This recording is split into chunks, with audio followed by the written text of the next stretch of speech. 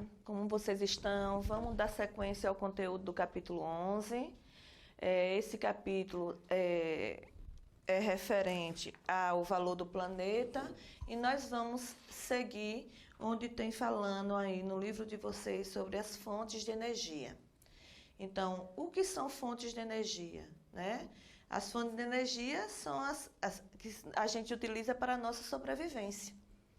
Então, as forças das águas, dos ventos, a atração de animais e outras fontes também que vocês vão conhecer agora, são consideradas fontes de energia. Então, desde os princípios, né, da existência da humanidade, dos primórdios da humanidade, que difere fontes de energia e como elas são usadas, né? De que forma elas são usadas. Então, mas foi somente nos últimos 260 anos, com o uso de combustíveis fósseis, que os seres humanos assistiram a um grande desenvolvimento. Novas cidades organizaram, outras se expandiram, produtos de serviço foram criados, a população e a expectativa de vida aumentaram devido à evolução da medicina e o aumento da qualidade de vida. Então, isso se deu dependente do uso de combustíveis fósseis, que são considerados como fontes de energia. Hoje, o ser humano, ele é extremamente dependente, olha o nome, extremamente dependente das fontes de energia. Como assim, Pro? A gente depende dessa fonte de energia, dessas fontes de energia, em tudo na vida da gente. Tem como hoje a gente ficar sem algum aparelho tecnológico, como o celular? Não tem. A gente precisa do celular e para o celular funcionar, ele precisa ser carregado. E para carregar, ele precisa da energia, né? Um liquidificador para bater um suco, uma vitamina, uma comida, né? Que existe muitas outras coisas feitas através desse eletrodoméstico. Ele funciona com energia. O gás no fogão, o gás que cozinha a comida da gente, aquele gás também de cozinha, também é uma fonte de energia, né? Os combustíveis dos carros, o óleo diesel, a gasolina, também são fontes de energia. Então, hoje o ser humano, nós somos totalmente dependentes dessas fontes de energia. Então, um dos desafios da atualidade é aumentar a demanda de geração de energia com fontes alternativas. Por quê? Porque o petróleo, ele é a matéria bruta, a matéria-prima, que da extração dele se faz a gasolina. E outros, né, benefícios também, não só a gasolina, não só fertilizantes químicos, não só a borracha, né? Mas ele produz também, ele é um recurso não renovável, né? Como a gente viu na aula anterior. Ele gera fonte de energia, mas nem só o petróleo, o carvão mineral também, né? O gás natural também, todos esses são fontes de energia. Mas além desses, nós temos também as fontes de energia alternativas que vocês vão conhecer daqui a pouco. E essas fontes, ela não degrada tanto o meio ambiente, certo? São fontes que hoje são bastante utilizadas. Vamos começar a conhecer um pouco da hidroeletricidade. Hidroeletricidade é uma produção de energia hidrelétrica que está condicionada a alguns fatores. Para gerar a nossa energia que a gente usa, né, é através da hidrelétrica, e a hidrelétrica precisa de quê? Da água. Então tem que ter uma vazão do rio, uma grande quantidade de água, né, disponível para determinado momento, e desnível do relevo, porque as quedas da água, naquele desnível do relevo, um relevo de planalto, onde existe quedas d'água, ela propicia o movimento das águas e as águas vão para o reservatório, fazendo com que aconteça toda a movimentação das turbinas para gerar, através daquele movimento da água, a energia para nossas residências. Mas esse é um dos fatores, é uma das fontes, que é a hidroeletricidade. Ao final da primeira década do século XXI, o Brasil já havia se tornado o terceiro maior produtor mundial desse tipo de energia.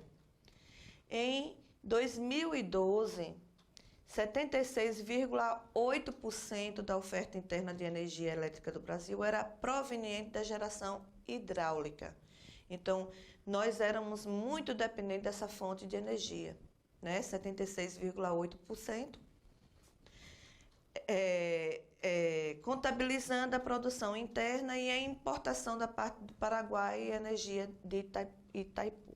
Ou seja, a usina de Itaipu, que é a usina que gera uma quantidade de energia, né, para o Brasil, ela não é só do Brasil.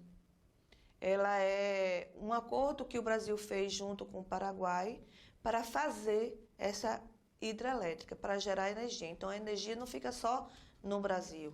A energia produzida através dessa hidrelétrica é dividida entre o Brasil e o Paraguai. Daqui a pouco eu vou falar sobre isso também com vocês, vou continuar, porque eu coloquei aí para vocês, como vocês estão vendo, dois gráficos, né, como foi em 2007 e como pode ser em 2050.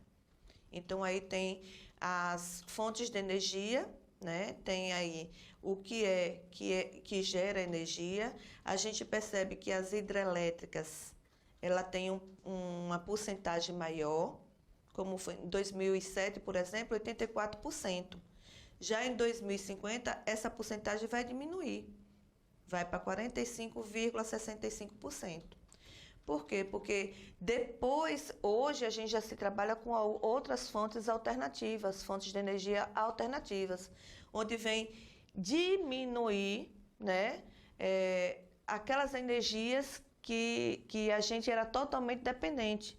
No caso, que eu estou falando da água, que abastece as hidrelétricas, ela tem um consumo muito grande ainda, mas hoje as pessoas já usam fontes alternativas que está diminuindo o uso dessa energia proveniente da água. Eu estou falando especialmente da água porque tem uma fatia dentro desse gráfico, uma fatia maior, uma porcentagem maior. Percebam aí, 84% em 2007. E olha o tanto que reduziu, né? Quase a metade. Reduziu, por quê? Porque já veio as outras fontes alternativas, como a solar, a fonte alternativa de energia eólica, veio o gás natural. Então, tudo isso vem a energia também produzida pelas marés, tudo isso eu vou mostrar a vocês daqui a pouco. Então, vamos conhecer um pouquinho da hidrelétrica de Itaipu. Ela é chamada de Itaipu Binacional. Binacional porque tem duas nações captando toda a energia dessa mesma hidrelétrica. Então, o Brasil possui o maior potencial hidrelétrico do mundo, né? Atualmente, apenas 30% é aproveitado. A meta para os próximos anos é ampliar este aproveitamento para 50%, com a construção de novas usinas. Se bem que o Brasil já tem outras usinas aqui na hidrelétrica, né? Aqui no Nordeste tem, na região Norte também tem, mas a maior delas é essa que é chamada de Itaipu Binacional. Em 1973, como foi que isso aconteceu? Pronto. Então, vamos conhecer um pouquinho dessa história dessa usina, né? Em 1973, o Brasil e o Paraguai assinaram o Tratado de Itaipu sobre o aproveitamento do potencial hidráulico do Rio Paraná. Em 1974, um ano depois, né, desse tratado que foi assinado, entre o Brasil e o Paraguai, eles começaram a construção dessa hidrelétrica, né? A hidrelétrica de Itaipu Binacional. E ela só foi inaugurada em 1982. Olha o tanto de tempo. Será que é grande, gente, essa usina? Olha o tanto de tempo que eles precisaram para poder inaugurar. Quer dizer, começaram em 1974 e só foi inaugurada em 1982. Então, o Paraguai aproveita menos de 10% da energia de Itaipu, sendo o restante vendido para o Brasil. Interessante, né? A construção foi ali entre uma negociação tratada entre o Brasil e o Paraguai, mas o Paraguai, por ser um país menor do que o Brasil ele é grande, então ele consome mais energia do que o Paraguai. Então, o Paraguai só precisa desses 10%. A outra porcentagem dessa água que é destinada ao Paraguai, ela vende para o Brasil, porque o Brasil precisa de mais do que eles. Então, Itaipu fornece cerca de 17% da energia consumida no Brasil e 72,5% do consumo é paraguaio. Então, acaba comprando, né? O Paraguai acaba se beneficiando na compra também desse recurso. Aí eu coloquei para vocês aí também 2 gráficos mostrando o Brasil e o mundo, né? Em relação a essas fontes energéticas, que a gente chama de matriz energética. Então, aqui, onde diz 44,7% desses recursos são renováveis, e nós temos aí petróleo e os derivados do petróleo, que ainda continua com uma porcentagem, a maior porcentagem, né? 35,4%. Aí a gente tem a biomassa, nós temos a hidroelétrica, 15%. A gente tem o gás natural, tem o carvão, tem o urânio. Então, a gente vai conhecer um pouco dessas fontes energéticas, né? Que são disponibilizadas para o nosso consumo. Vamos conhecer aqui os recursos fósseis, que eu disse a vocês que eles são petróleo, o carvão mineral e o gás natural, né? Essas fontes, elas são utilizadas no mundo todo, certo, gente? São as mais utilizadas ainda. Por mais que a gente tenha fontes alternativas, mas elas não são tão utilizadas ainda como essas fontes, que são o petróleo, o carvão natural e o gás natural. Eles são dos principais responsáveis pela emissão também de gás de efeito estufa. Então, eles nos proporcionam essa energia, mas eles também degradam o meio ambiente por causa dos seus gases, né? Que vem acontecer e está acontecendo o tempo todo do nosso planeta mais aquecido, que a gente chama de aquecimento global, além de não serem renovados. Então, são fontes de energia que não são renováveis e, além disso, ainda colabora para o aquecimento global. Mas a gente precisa deles. Vamos conhecer aqui o petróleo. Como onde é encontrado. Então, o petróleo, o petróleo, ele ainda é considerado a principal fonte primária na matriz energética mundial e brasileira. O querosene, que faz com que os aviões, né, funcionem, sobrevoem. A gasolina, o óleo diesel, todos esses recursos que a gente precisa são combustíveis produzidos pelo refinamento do petróleo. O petróleo tem a parte da matéria-prima, que é aquela parte bruta, onde ele é captado através de plataformas. Ele pode ser em alto mar ou na terra, que a gente vai ver daqui a pouco. Mas ele passa por um processo de refinaria para virar esses combustíveis. Então, no Brasil, o transporte rodoviário exige grande quantidade de combustíveis e essa é a principal causa do alto consumo interno. Então, hoje, a gente sabe que o congestionamento, a gente sabe que a quantidade de carro que existe hoje, né, ele precisa desse combustível para poder funcionar. Então, esse combustível, ele passa pela refinaria e chega até os postos para poder a gente abastecer, né, os carros principalmente. Quando a exploração de petróleo for feita em terra, ela é chamada de Ausrohren. E no mar, Offshore, certo?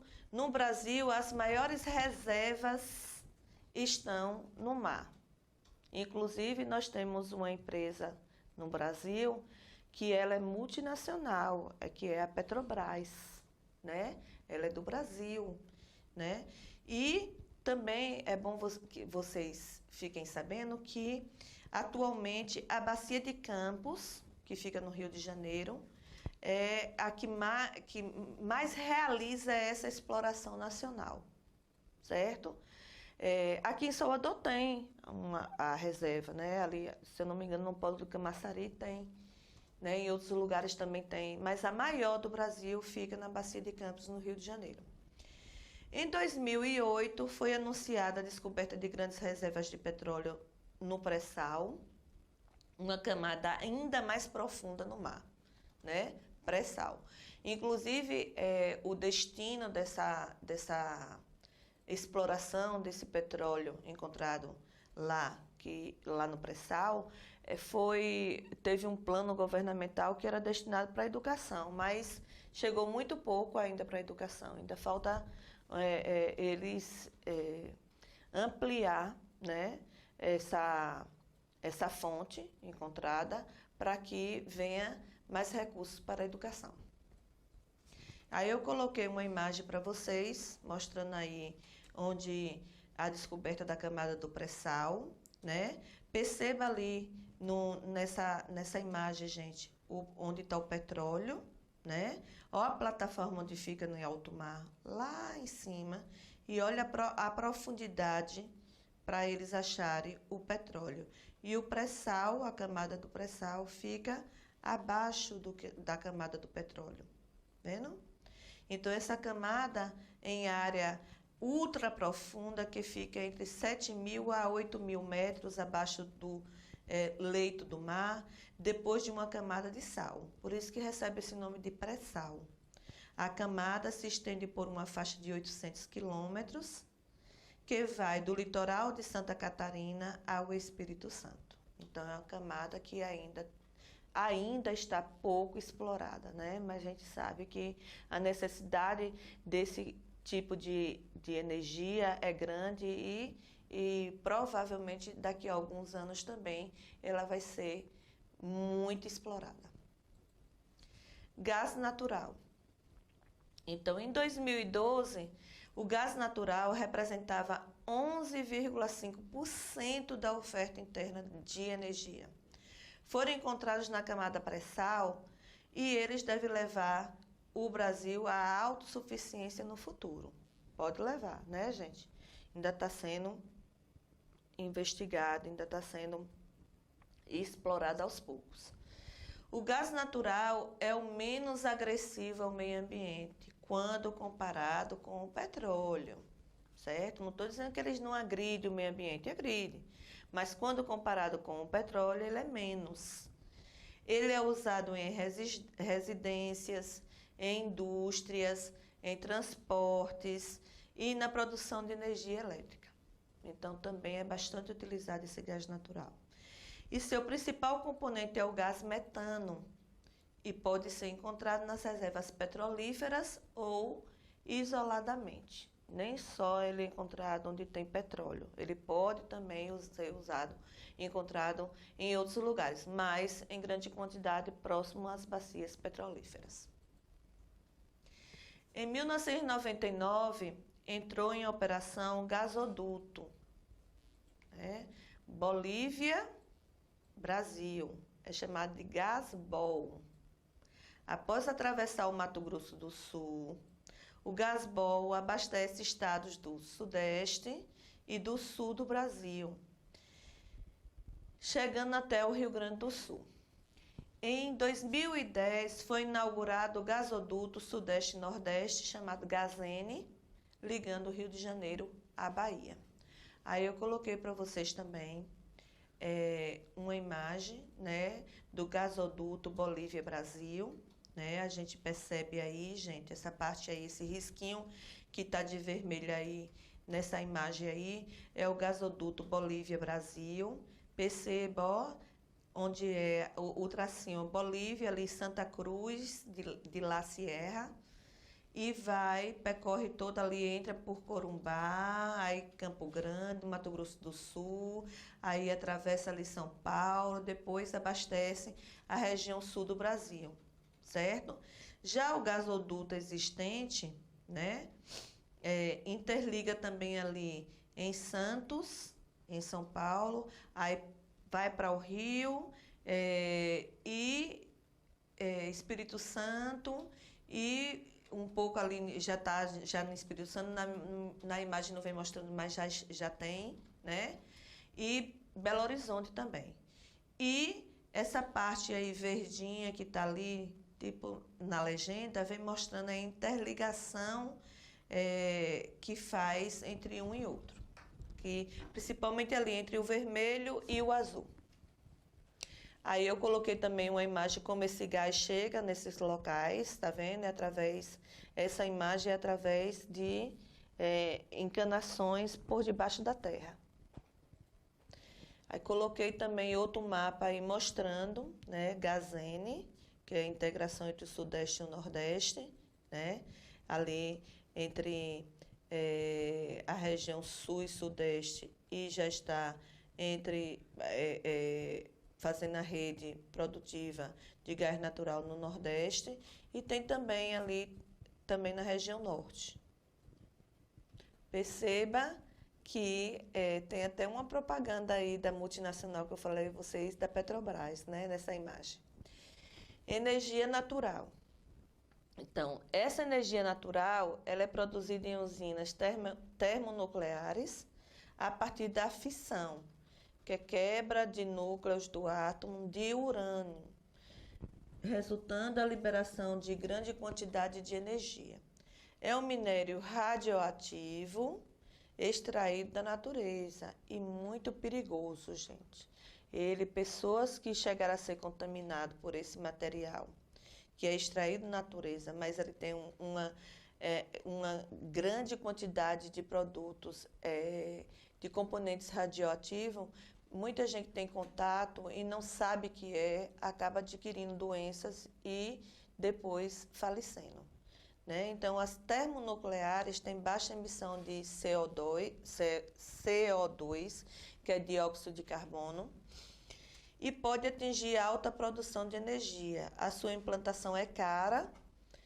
A produção de lixos nucleares, né, que é gerada através dessa energia, desses minérios radioativos, e risco de acidentes nucleares e o urânio, que é encontrado, né, na natureza, é um recurso não renovável. Nós temos aqui no Brasil, mas a gente não aproveita, quase que não aproveita esse tipo de energia. Então, no início de 2014, estavam em operação as usinas encontradas em Angra 1, em Angra 2 e Angra 3, no Rio de Janeiro, né? Estava prevista para entrar em operação em 2018, todas localizadas lá no Rio de Janeiro. Mas a gente tem outras fontes que não vêm a trazer tantos danos ao meio ambiente, então a gente quase que não usa tanto essa fonte. Carvão mineral. É a fonte de energia mais empregada na produção de eletricidade no mundo, né? E um dos principais poluentes da atmosfera. É utilizado em atividades industriais, na produção de aço, na siderúrgica. Só é utilizado nessa produção? Não, existem outras produções, mas eu coloquei aí na produção de aço, porque essa atividade industrial, o aço é utilizado em muitos outros produtos. Então, essa fonte de energia é utilizada para produzir o aço. O Brasil possui poucas reservas de carvão mineral e de baixa qualidade. São encontrados especialmente no Rio Grande do Sul e em Santa Catarina, certo? Aqui no Brasil, em grande quantidade. Não estou dizendo que em outros lugares aqui no Brasil não são encontrados o carvão mineral. Também pode ser encontrado, mas em grande quantidade no Brasil, no Rio Grande do Sul e em Santa Catarina.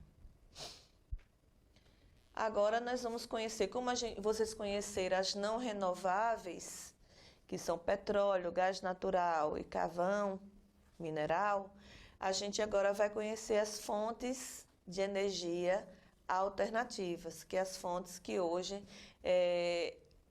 a gente está começando a usar, ainda é cara, né? A implantação dessas fontes de energia, mas existe em grande quantidade, porque ela é renovável. Por exemplo, a solar, a gente precisa do sol, né? O sol está aí à disposição. Então, essas placas solares, ela é abastecida através do elemento natural que é o sol. Então, ainda para a gente conseguir esse tipo de energia solar, ainda é um recurso caro, mas daqui a uns dias eu acredito que vai ficar nós vamos ter essa possibilidade de quase todos ser, como é que eu digo para vocês, ser abastecido por essa energia. Então, vamos começar aqui pela energia eólica. É uma alternativa bem sucedida no Brasil. Essa energia gera custos entre 60% e 70%, a mais que a energia da quantidade gerada por uma usina hidrelétrica. Então, tem muito, né? Tem uma porcentagem grande em relação à energia que é produzida através da hidrelétrica, que é movida através da água. O que reduz os investimentos em parques eólicos, né? Ainda que eles apresentam as vantagens de utilizar uma força inesgotável, que é a dos ventos. Então, a gente não vai acabar nunca, né? O vento vai acontecer, é um fenômeno natural, como a gente viu no capítulo 9, né? Quando a gente estudou os climas, e causa pouco impacto ambiental. Então, essa fonte de energia alternativa gerada através da energia eólica, gerada através da fonte natural que é o vento, é uma energia promissora, né?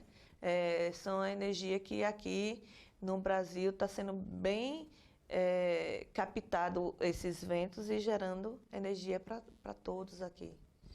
Então, em 1992 foi instalada a primeira turbina eólica, 92, aqui no país, em Fernando de Noronha, certo? Foi instalada a primeira turbina eólica.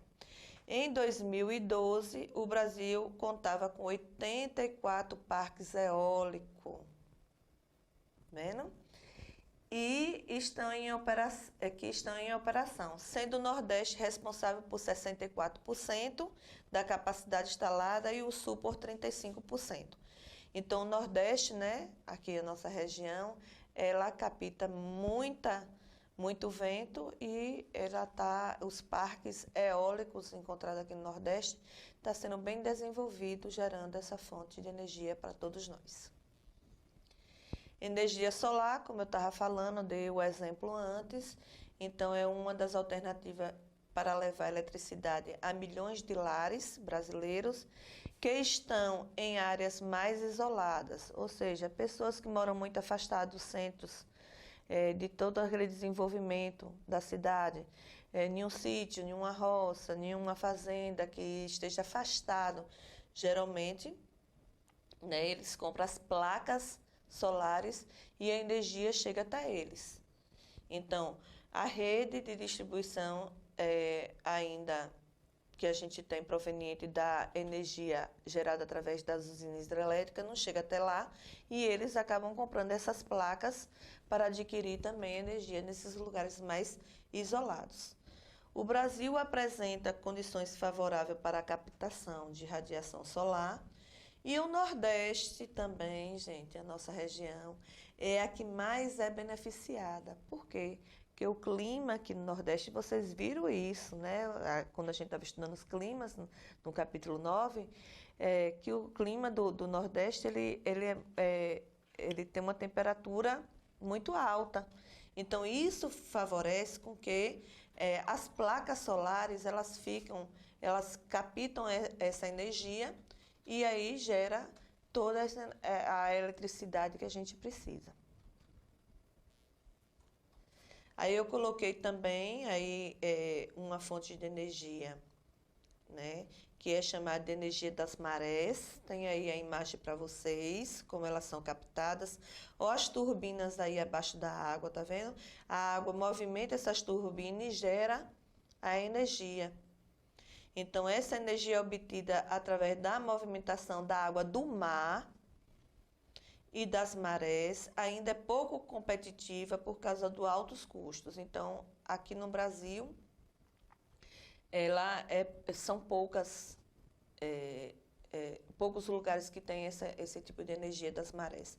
Mas como a gente sabe que o mar, né, as águas do mar têm uma grande quantidade, são coisas para o futuro, né, gente, que pode ser captada toda essa energia para gerar para a gente. A biomassa.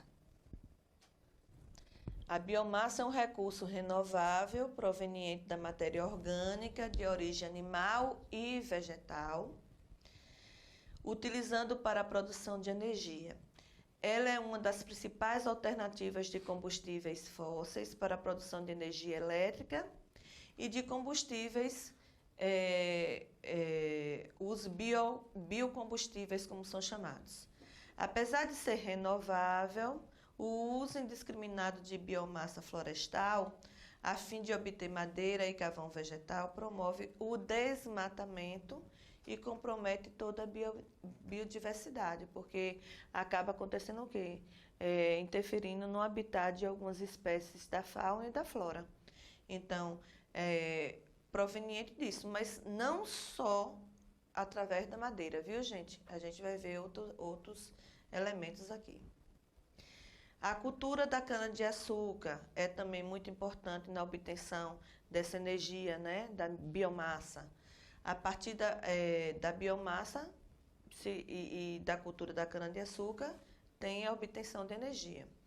Em 1975, a cana passou a ser destinada à produção de etanol, álcool combustível. Foi em 1975, como fonte alternativa de diminuir a quantidade de gasolina. Ou seja, os carros só eram movimentados através da gasolina ou do óleo diesel. Somente em 1975 que a cana-de-açúcar foi destinada, né, a essa produção desse combustível chamado de etanol, certo? Que também é uma fonte de energia. O biocombustível também pode ser produzido a partir de outras espécies vegetais, como o milho, não só através da cana-de-açúcar também. O milho produz também esse biocombustível, a beterraba açucareira também, o trigo, né, a mamona. Então, o chamado biodiesel, que é a alternativa de óleos diesel derivado do petróleo, é feito a partir de plantas oleaginosas, como a mamona, o dendê, o milho, a soja, o girassol. Tudo isso vai gerar o quê? O óleo diesel, que a gente chama de biodiesel, que é outra fonte de energia chamada de biocombustível. Pode-se destacar também como fonte alternativa o biogás, que é resultado da decomposição da matéria orgânica em dejetos urbanos, industriais e agropecuários. Os depósitos de lixos urbano e o esterco de animais, ele gera esse biogás, que também é outra fonte de energia. Aí eu trouxe para vocês algumas imagens referentes a essas fontes alternativas. Então, aí tem um parque eólico, as turbinas aí são enormes, né? Aqui em Jacobina, de vez em quando, passa caminhões muito grandes trazendo esses cataventos grandes, como são chamados, para captar todo o vento e produzir energia eólica. Temos também a energia solar, ou as placas lá onde é que fica no telhado das casas, captando toda a energia do sol e gerando, né, a energia para as nossas necessidades. A biomassa, como eu falei a vocês, né, aí tem as plantas oleaginosas, tem a semente, que gera o óleo vegetal cru, depois esse óleo vegetal cru passa por uma refinaria. Tem também o álcool, o biodiesel, posto de combustíveis, onde é encontrado para abastecer os veículos. E com isso também gera o dióxido de carbono, que é o CO2, né? Por causa da produção desses materiais que gera toda a energia alternativa para a gente. Então, por hoje, gente, é isso, né? Essas fontes energéticas que vocês conheceram, sendo que umas são os recursos não renováveis, como o petróleo, o gás natural e o carvão mineral, e todas essas fontes alternativas que eu mostrei a vocês, provenientes do vento, do sol, proveniente de alguns vegetais, né, das forças das águas das marés e das águas do mar.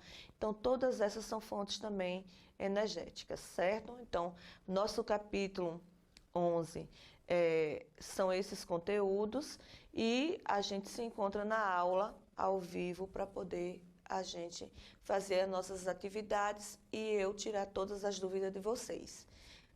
Beijo da Pro. Até a próxima.